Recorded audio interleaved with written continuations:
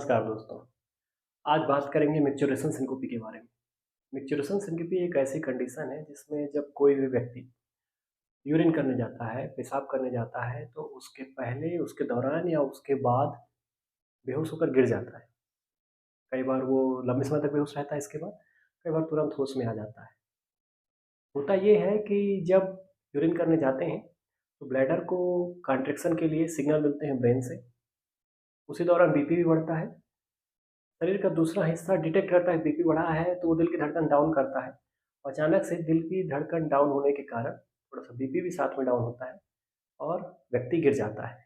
ये पर्टिकुलरली उन लोगों को होता है जिनमें बीपी लो होने की प्रवृत्ति होती है, हार्ट फेलर के मरीज होते हैं, डायबिटिक होते हैं, प्रोस्टेट के मरीज होते हैं, एल्डरली होते हैं और जो पानी कम पिए हुए हैं, मान लीजिए 1-2 दिन से उपवास हैं, उन लोगों को ये होने की संभावना रहती है।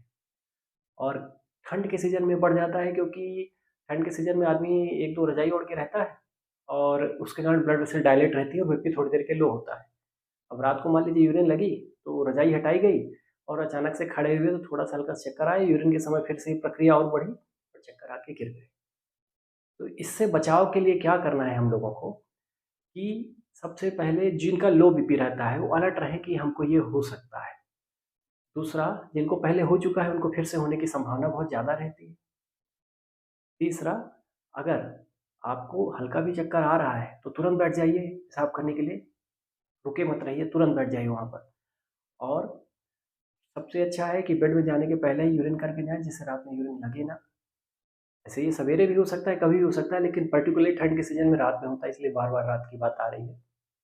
और इसके लिए जो आपकी ड्रग्स हैं, जैसे कि मान लीजिए बीपी की ड्रग है और ठंड में आपका बीपी या किसी मौसम में बीपी डाउन हो रहा है ज़्यादा तो उसको पहले ही नियंत्रित करा लें।